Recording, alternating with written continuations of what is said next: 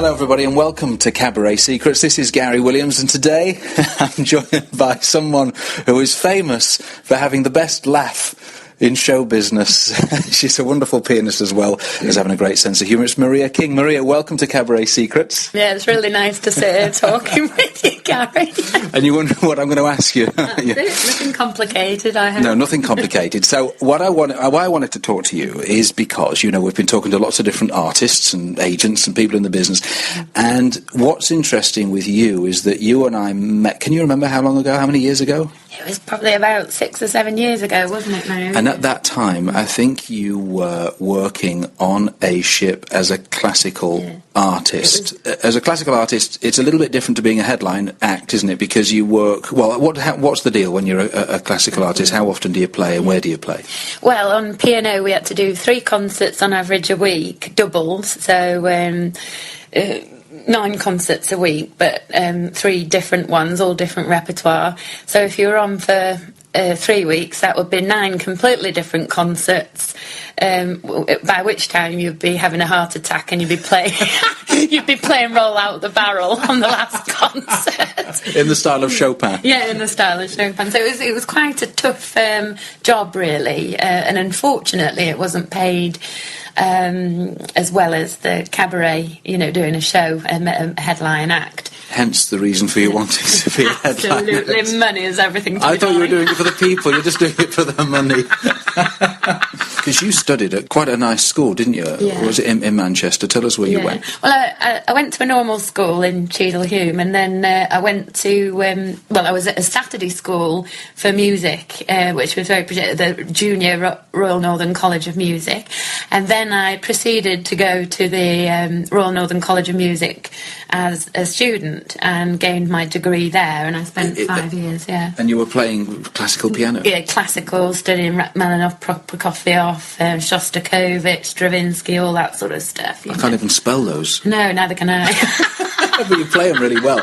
So it was quite serious, heavy stuff, proper classical stuff. Oh, yeah, I used to practice like 8 hours a day, and I loved it. You know, I was obsessed with the piano, so... But when did you... I mean, what you're doing now seems a far cry from what you were doing then. When did you first think that you might be a headline entertainer? Well, what happened, the story from when I left college, obviously it's difficult to work straight away when you've left college. There's not much work around. So my original piano teacher helped me encouraged me to get a job as an accompanist at the college. So I stayed there, I did a year free work there and then taught as well to sort of pay my rent and all the rest of it, taught in a couple of schools and privately. And then I got a job after a year as an official accompanist at the Royal Northern College of Music. So I was accompanying all the different students, singers, everything. But then realising what the other official accompanists had turned out like some of them were talking to walls and stuff, and they'd gone a little bit on Prozac and all the rest of it, I realised that I didn't want to do that as a job because it was a high-stress job, learning music so fast, reading it, and then being put... And it was always your fault if their diploma or exam went wrong because they'd blame it on the accompanist. So I ended up thinking I will end up a nervous wreck if I carry on this. I was always accompanying other people, so it'd been a while since I'd done any solo gigs, you know, so the first thing was I thought maybe I could do something on my own, so that's what got me into the doing the solos on cruise ships, doing the solo performances. So I sort of got all my solo repertoire that I'd learnt at college, and I did a bit more, and after a year, I think it was when they were completely desperate, they rang me. I had a day's notice, so I had to take it because it was my opportunity to joking aside, that's often how it works, isn't it? When I've got friends that are trying to get work on ships, they're trying to get an in, and they've got their act, it's all ready to go, and what happens is the agents don't want to use them, or those bookers on the ships don't want to use them because they've got the people that they're using already, and everyone's happy. It's when something goes wrong, when someone's sick or someone drops out, that's, who are we going to get? And there's this person here. And that's your chance, isn't it? And That's for you, it. that was your chance. Obviously, you did well because they asked you back. Well, what happened was, unfortunately, I thought someone was doing voodoo on me, because when I got to the Caribbean, all my luggage was lost. And I had, On your first one? Yeah, on my first one with P&O. And so I had to actually I had no music to refer. I mean, I do things by memory, but it's nice to have a look at the charts before, isn't it? You go on. Had no clothes, had to borrow people's clothes, no makeup, no toothbrush, had to buy it all there. And I was very upset about it, but the audience felt sorry for me, so even though I might not have been a great standard, I sort of got a rapport. Played the pity card. Pity card, and they sort of enjoyed it. And so over 6 concerts, because that was a 2-week cruise, I had the place packed out by the end of the 2 weeks, by which time my luggage had arrived, and they all cheered when I came on in my dress, my proper dress. So it was quite a nice thing. So I don't think it was because I was any good. I was travelling from one ship, it was a Holland America ship, going from Hawaii. Sounds very nice. I had the day in Hawaii, actually, it was gorgeous, but then flew over to Chicago, had to wait for a flight because it was a different company I was going to change a flight, but it wasn't enough time to get a hotel. Absolutely shattered. How long did you have to wait for that flight? Do you remember? It was about 6 or 7 hours, and I remember sitting on a bench and falling asleep on my passport and my purse, and then I woke up next to a tramp who stunk, and I was just thinking, he was just next to me on this thing, but it was, I could, the stench was horrendous. So anyway, I moved, obviously, and got on my next flight. There was about 2 days without any sleep, just complete flying, 2 nights. Then I got to Funchal. I was joining the Independence of the Seas, and I thought, this is meant to be one of the biggest ships in the world. And I couldn't see it as I was approaching in the taxi the port at Funchal. I thought, that's strange, I can't see it. Anyway, this Portuguese official said to me, oh, the ship hasn't come in because of the weather or something. So there's me, absolutely exhausted, 2 nights without any sleep. And I had to find internet, because at the time I didn't have a BlackBerry or anything. And I got this internet, the port agent showed me upstairs, gave me a cup of tea and said, oh, you can go on the internet. So I got on my Hotmail, and all it said was, an email from Royal Caribbean, lost entertainer, can she get herself to Tenerife? And so I phoned Gary Parks, and I was in a bit of a state by this time, and I said, I am not going on another flight, whatever, like this. I was sick of flying. I haven't had a shower for 2 days, and I haven't only sleep for 2 nights. Anyway, luckily it was a Monday, and there was the ferry across to Tenerife, near Funchal, and that was the next port. Overnight, so I thought, yeah, great, I'll get a cabin and be able to have a few hours kip. Anyway, there were no cabins available on the ferry that night, so I had to wait around all day. So I just had to sleep in a chair, put my case in a locker, and sleep again rough, basically, and then get off the ship. I just felt like death. And apparently I was meant to play that night, but they'd had an email from Gary, bless him, that I'd had an awful 3 days. So they put me on the following night. But I got in the cabin and looked in the mirror and just got the shock of my life and thought, no. So sort of rapidly climbed into bed, slept for hours, and then I was fine the next day. But you sort of just get used to it. But that must have been the worst I've ever had, 3 nights without any sleep, just travelling.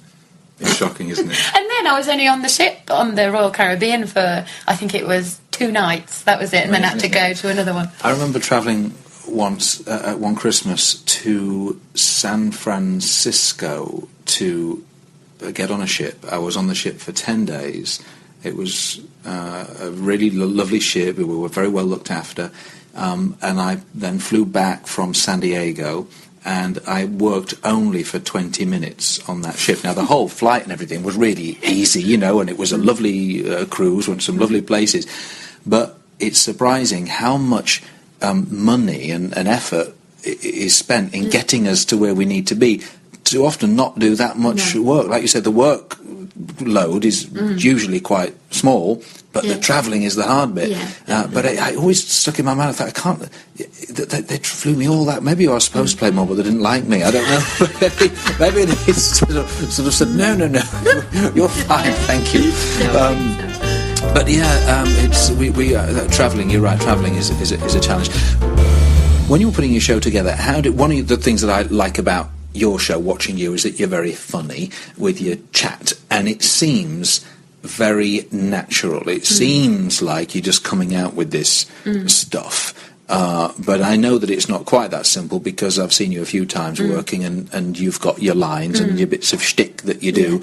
Where did you get that from? How did you develop your patter?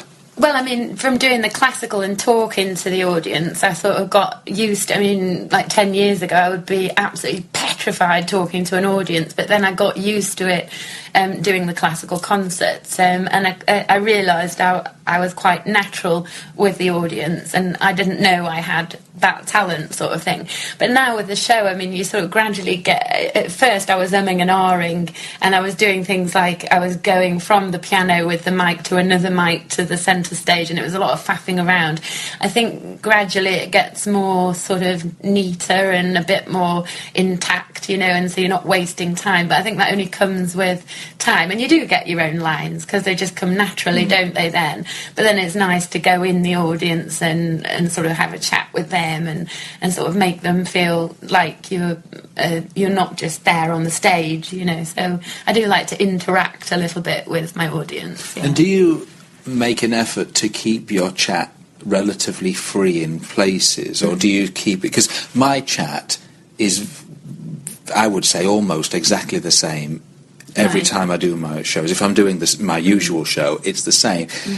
What I try and do is make it sound as if it's for the first time that I'm saying it. So make it, because there's nothing worse than hearing it somebody just sound like they're reading a script. But some of your stuff sounds so natural that I wonder if you are making it up a bit as you go along. Do you sometimes do that? Sometimes, yeah. It depends what... if I'm conversing with someone in the audience, you know, I've asked them a question or something, obviously you just come out naturally, but the pieces, obviously you have various things to say. I mean, I remember the other night, actually, because I always get very tired on the second show, because you've put all your energy into your first one at 8:30, say, and then you've got to do it all again at 10:30, usually, unless you're on Seabourn, where it's just like one show. But that was funny, because I actually got the order wrong, and I was introducing Gershwin when I was meant to be playing Brubeck, and so I said, oh yes, but before Gershwin there was like, and Gershwin was sort of going into the jazz era, and so I'm going to play some jazz. Now I'd realised quickly that I'd gone wrong in my head, but then made it sort of sound better. But I've got better at doing that as I've gone along, because it's sort of more confident. And sometimes you can't pick any energy up off the audience, which is terrible, isn't it? And it's like, then you feel, but you've got to learn to be strong within yourself and just carry on. Yeah, I think if the audience isn't giving you anything back, it sort of sends me into overdrive, really. I sort of pretend that they're giving me loads back. I just pretend in my mind that they're an amazing audience, and I sort of try and give as much as I can, because it really is I think it's like a conversation, a two-way thing, isn't it? When the audience is really loving it, there's lots of energy, and that empowers you, and that makes you a little bit bigger and a little bit louder and a little bit better, and then the audience feed off that, and the whole thing just grows and it gets bigger and better. But if they're not giving you anything, you can't not bother either. You have to really try and inspire them to give you some kind of reaction. I did hear That's exhausting. Yeah, it is exhausting, and I've tried to do that only in the last year, actually, because you've got to have this sort of you don't care attitude, but you do care, you know what I mean? So you've got to do your job, but if they don't get, well, you've got to do it well. You can't let them beat you if they're a bit of a miserable audience, because they could be all falling asleep and all saying you're rubbish or whatever. Probably not, but you get that impression. But no, I think exactly where I got tougher was by doing a classical concert years ago. They put me in the theatre on a Rome night, which was 7:00 performance. They hadn't even come back from their tours then. It was a big day, isn't it? Rome Day. And we're in how do you say Civitavecchia. And so I'm there, and there's only 6 people in the audience in the theatre. Literally six. Wow. And I said, do I have to go on? And the entertainment officer said, well, these 6 people really want to hear you. So I'm not that experienced at this time, so I felt awful when I went on the stage. Anyway, I was doing all sorts of things like, classical pieces, and I at that point I'd stand up and talk about the piece that I was doing next. And I remember they were all spread out, these 6 people. They weren't actually at the front. It wasn't intimate at all. It just looked like there was nothing in it. It was like an audition or something. Anyway, there's one guy that was in the middle of the theatre. When I stood up, I was very offended because I thought he could have done this when I was playing, because I'd be facing the other way, like sort of... and he just stood up, shook his head and walked out while I was talking. It was really demoralising, so I sort of carried on, but I went back to my cabin in tears. Then I was on again at 8:30 and I thought, I'm dreading this, but the whole theatre was full then, so totally different energy. Maybe he'd gone to tell his friends. You must come to this show, it's amazing. Shook his head in disgust as if this isn't my cup of tea, So having had that experience as a classical nobody coming to your show, even if it's a bad time, a bad night, a bad show, or the people are walking out, they're walking out for different reasons anyway. If they do walk out, maybe they need the bathroom.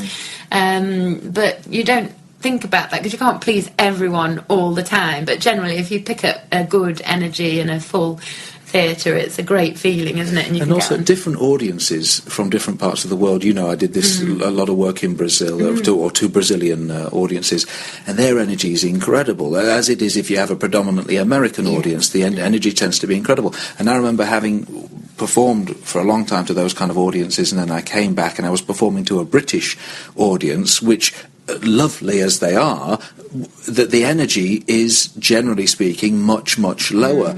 And I'm performing away and I'm not getting even half the reaction to the stuff that I had been getting with different audiences. And so, of course, I'm standing there thinking, do they hate me? What's going wrong? This is awful. And even when I'd come down into the house and sing a song, and shaking hands and smiling at people, where I'd been before, they'd all be grinning at me and taking pictures and maybe getting up and, putting their arm, having a little dance, just, fantastic energy. And I'd step down on this ship to all these Brits and they're all got their arms folded and looking like they've got trapped wind, and I'm thinking, shall I just go?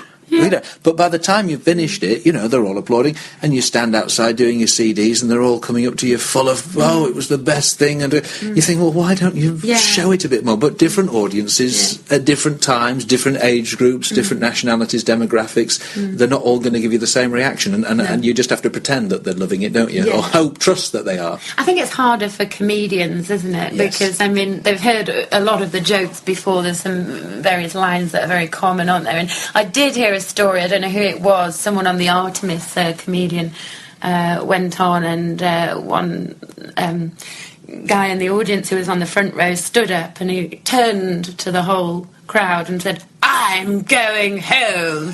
So I think the comedian got up and sort of went, well, if you're going home, back to my cabin, I'm going too, and just cleared off and didn't come back.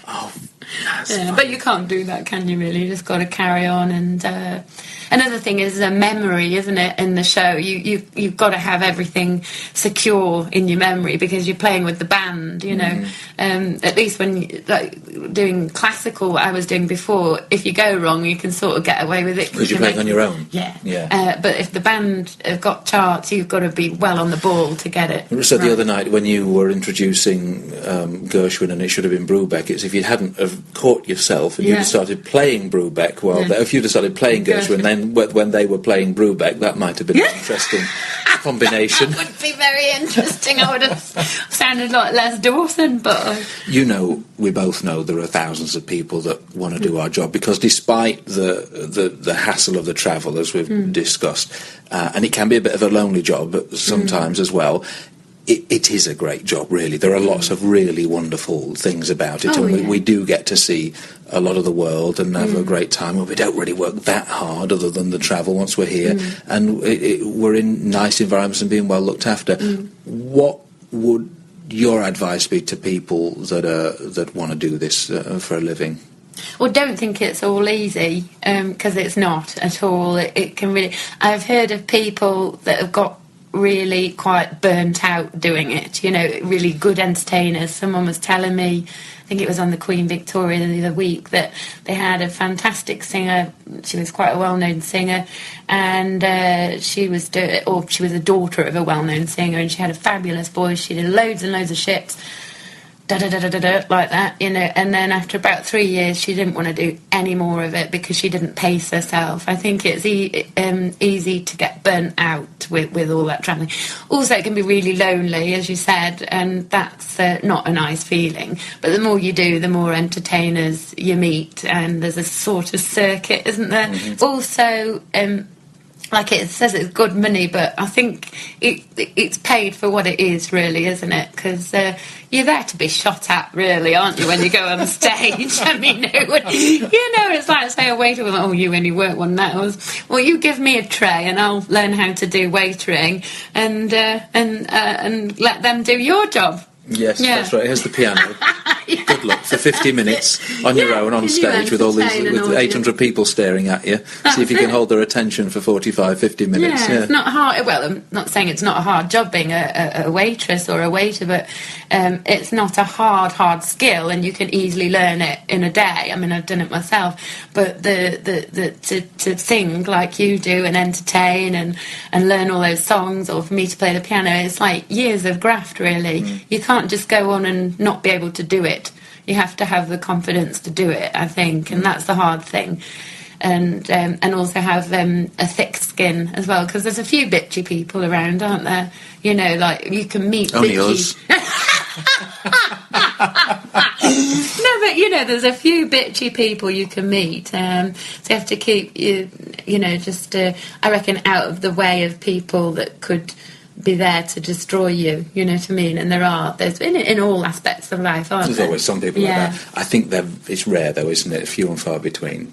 No, I don't think it is. I just think you have to keep your head down and get on with your job and don't let anyone affect you. And it's brilliant meeting brilliant friends, but people aren't always nice. And I think for girls as well, it's important to not get wheeled into chatting to too many passengers, maybe that are wanting to know too much about your life, you know, when you don't want to get involved, because that can be a bit too, you know, it can get... Do you mean women gossiping or fellas that want a romantic fellas? I think for women entertainers, it's very important to just keep a low profile with the guests, you know, and so it's quite nice on some of the ships to be able to go to the officer area or the crew area where you can hide a little bit. You can't do that on all ships, but we can do that on some, can't we? Yeah. I've spoken to some female entertainers who are like you, look terrific on stage, and they've said that it's... And look like a dog off. It's only an audio interview, nobody knows. But it is... They say that it's a challenge for them to get the balance right between entertaining and not upsetting the wives, because they want to look their best, they want to look beautiful on stage, but at the same time they don't want the husbands to be looking too much for the wives to feel a bit insecure and jealous and get upset, you know. And if the girl comes down into the audience and wants to sit on a fella's lap and sing a bit of a song to him just in good fun, the lady that I was talking to was telling me that that some women find that a bit upsetting. Is that something you've been aware of? I have been aware. Well, since I saw a belly dancer on a celebrity ship, she was fantastic. She was so funny, and she had this long, wonderful hair, curly hair, right down her back, and she was wearing all the Turkish belly dancing outfit, and she was a scream, and she was absolutely fantastic. Amazing comedy as well, really funny lady, and she went down. All the men looked like mouths gawped open and the tongues hanging out, but all the women hated her, so I was aware of that. But I don't think with my show I don't look particularly glamorous at all. You do look very glamorous, but with your show, your shtick is that you're just very funny and you're very down to earth. That's what you do, isn't it? I mean, that's the way that you are off stage as well, and I think you've made a really good decision at some point, because you've decided to be on stage like you are off stage, and because I don't think you can keep up a pretense, because you've got this great northern accent, but if you went on going, oh, good evening, ladies and gentlemen, you wouldn't be able to keep that up for very long.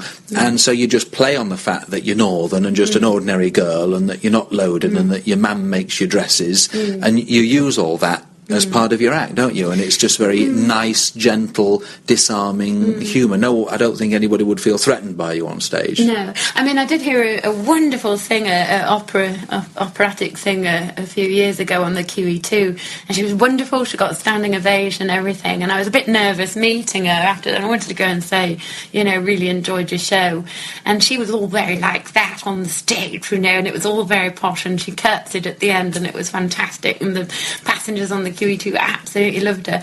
Went backstage and I said, I was a bit nervous talking to her, I said, really enjoyed it. I'm called Maria, I'm doing the other act, I'm the other act on the ship. And she went, all right, love, she said, she said, I'm glad that's blooming over. Like this, I got the shock of my life. But, it worked for her to be like that because it was an act. But I don't think I could do that. I mean, I'm not saying I couldn't be an actress because I love putting on different accents or whatever, but in your own show, I think, in my opinion, it's nice to show a bit of your own personality. But I don't really have an operatic voice to show off, and I suppose quite a few people can play the piano, so I just be myself, But that's about it, really. Oh, it's been lovely talking to you today. You've been brilliant. Thank you so much. Thank you for listening to this Cabaret Secrets podcast. If you've got any comments or questions, please visit cabaretsecrets.com, where you'll also find details of the Cabaret Secrets book, an indispensable guide on how to create your own show, travel the world, and get paid to do what you love.